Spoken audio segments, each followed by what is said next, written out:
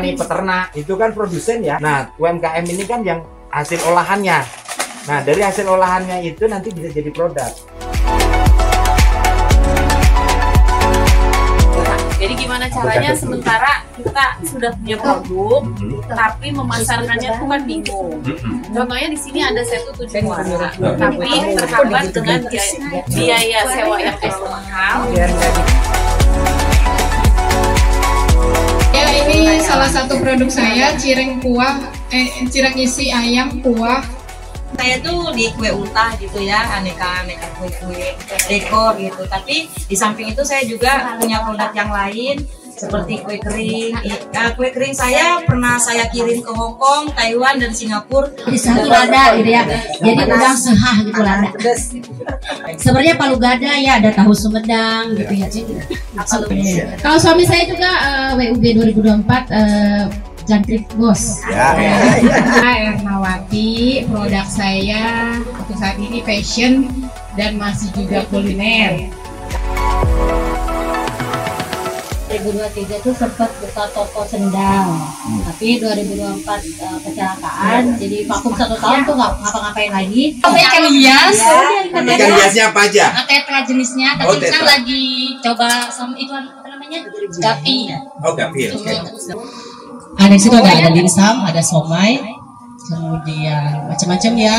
Karena minuman ada ini segar, es buah ini segar. Saya nggak punya produk, tapi saya ada di jasa. Itu juga usaha bengkel suami saya, bukan punya saya. Bengkel motor. Produk saya masih sambal serai ya. Usaha saya adalah dagang air mineral sama gas. Saya yang pertama itu di tanaman hias. Saat ini produk saya jus markisa.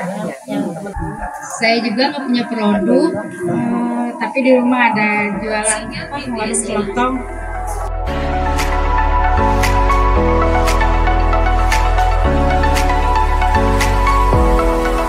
Nanti kita maksimalkan di kuliner juga pengen saya tuh ke depan gitu ya, karena kebetulan rumah dekat situ. Ya pokoknya semangat untuk UMKM, terus berkarya, jangan terus ada inovasi lah gitu.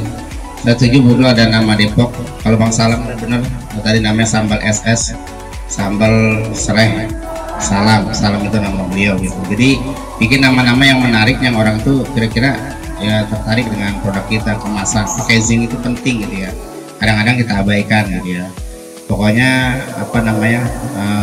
penampilan produk itu juga harus di packaging itu penting juga gitu ya. Ada lagi kendala di kita yaitu pemasaran ya. Kita butuh memang pemasaran itu secara online dan offline. Nah itu lagi emak-emak itu rada sulit gitu ya memasarkan online, gaptek yang untuk Shopee Food, GrabFood atau segala macam. Dan juga butuh pemasaran offline itu seperti yang sekarang sudah ada tempatnya di 1/7 Muara, dan bagaimana caranya kita dibantu untuk pemasaran di wilayah kami. Terus kendalanya juga di modal ya. Kadang-kadang kita memang butuh modal juga karena ada kendala yang masih berjualannya itu sebagai kepala rumah tangga yang benar-benar uangnya itu kadang-kadang habis untuk kebutuhan keluarga. Jadi bagaimana caranya kita juga mendapatkan subsidi modal yang bukan tanpa bunga ya, tapi bergulir gitu. Kita mengembalikan, tetap kita kembalikan, tapi bunganya itu misalnya cuma berapa persen gitu. Ada sih perbantuan modal itu melalui KUR ya, tapi kita tidak bisa menggunakan KUR tersebut karena terkendala dengan by checking. Jadi ada yang karena by checking itu kan satu kepala keluarga kena semua ya, walaupun di ibu bapaknya bagus kadang kena di anak, di ibunya bagus kena ke bapak. Jadi saya berharap tolong dipikirkan bagaimana caranya menggulirkan dana bantuan yang tidak melalui KUR. Itu dari saya.